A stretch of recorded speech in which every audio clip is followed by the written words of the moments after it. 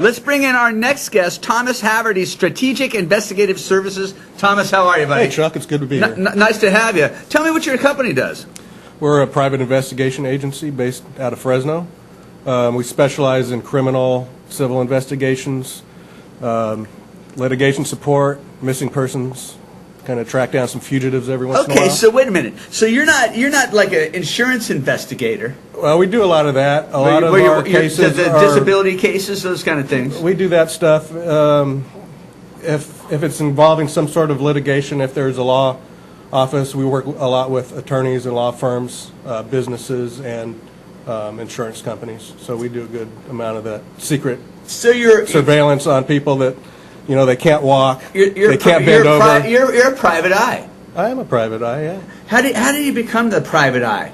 Did you see it in the back of the comic book? You can't really see it. You can't really set into that secret spy kit, and you know, it doesn't come in a Cracker Jack box. Yeah. You can't get your license. In California, you do have to be licensed as a private investigator. You have to have a minimum of 6,000 hours to qualify to take the private investigator's exam, and there's certain requirements of how you can earn those hours. Most of the private investigators earn their hours to qualify to take the exam through law enforcement, military, working for other licensed investigative agencies, or other things like a claims adjuster for an insurance company. How did you get in it? I was a police officer for 20 years in the Bay Area, and was involved. What part of the Bay Area? Santa Clara County. Okay, the easy part. It was pretty nice there, but you know, if a lot of the citizens in that community knew a lot of the things that I was involved in investigating, they would probably be afraid to come outside. But right. The actual crime rate is low, and the cost of living is high. The crime rate is low.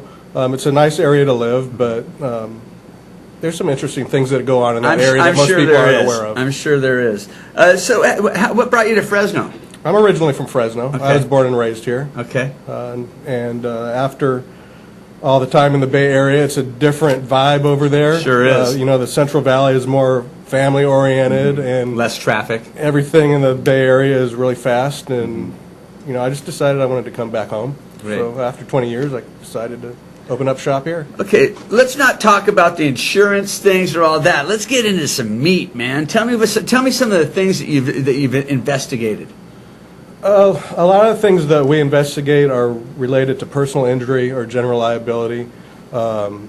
So one of the recent cases that we had, I'm not sure if you're familiar with the case of Eli Villarreal, who was a 9-year-old boy in Dinuba that was hit and killed in a hit-and-run accident, and he was actually drugged several blocks underneath the vehicle. It's, you know, pretty gruesome. Unfortunately, things like that are the things that we investigate where they're serious matters. One of the reasons why I got out of law enforcement early, I was a crime scene evidence investigator as one of my assignments. And, you know, that's really cool on TV, but it's really a horrific assignment. Most law enforcement officers see things that would bring most citizens to tears, and most crime scene evidence investigators are involved in long-term exposure at those crime scenes. So it is really horrific, and that was one of the reasons I decided to get out of that career and back into the private sector. And fortunately, because of my expertise in that area, I do get involved in those gruesome cases. Still? Yeah. At what point would you get involved in a gruesome case now? From a lawyer that hires you? Yes. Okay. Yeah. I'm involved in a case involving an individual who was riding a bicycle on North Bryant Road several months ago, was hit by a car and dismembered. And we're involved in the investigation of that. So. How do you investigate something like that after the fact, after such a long time?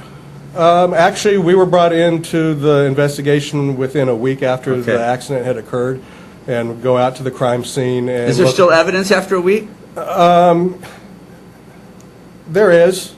Most of it has been collected.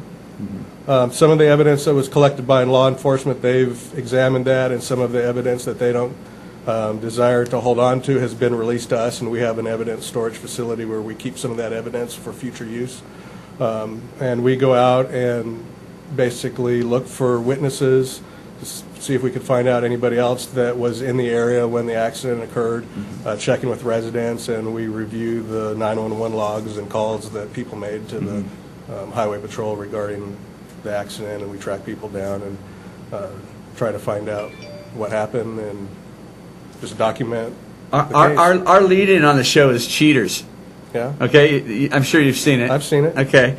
Do you ever get anybody call you up for something like that? I get people that call me up for that all the time. Really? And, to get into that, in California, it doesn't really make any sense to do that. You're wasting your money. Unless you have another issue beyond cheating. Right. Because if you think that your spouse or significant other is cheating on you, there's an 85% chance that they are. So just move on. Save your money for your divorce lawyer. You're saying there's an 85% chance, if you think that they are, there's 85% chance that they are? That's true. Yes.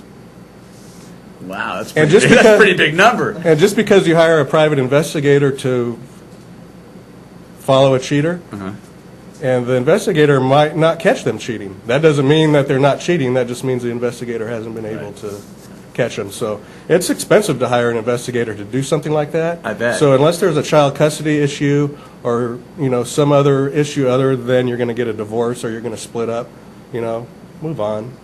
Awesome.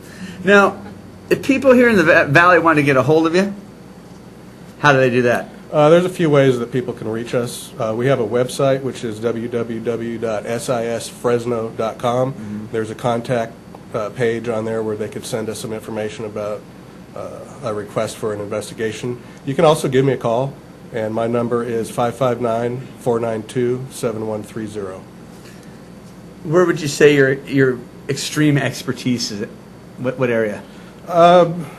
Tracking people down, locating people, Really? and doing interviews and Tracking people down, lost relatives or criminals? We do track down some criminals for bail bond agencies, dog the bounty hunter kind of stuff. I'm also a licensed bail agent, so that helps the bail bond companies decide to use us to track down their fugitives. But we track down people for attorneys that need to track down a defendant, witnesses to their cases, or we also deal with businesses that are trying to locate somebody for a business transaction. Last week we had a company from Chicago contact us, and they were trying to contact an individual here in the Central Valley that owned property in Texas, and they were trying to open up a wind farm in Texas. Wow. And they wanted to contact this landowner to see if they could get a business agreement going with him to sell some of his land to them for their purposes. Pretty interesting stuff. It's not bad. Yeah. Thomas Haverty, Strategic Investigative Services, buddy. Thanks for Chuck, coming by. Thanks for having me on. It's good having you. Hey, we're going to take a quick commercial break. We'll be right back. Stick around.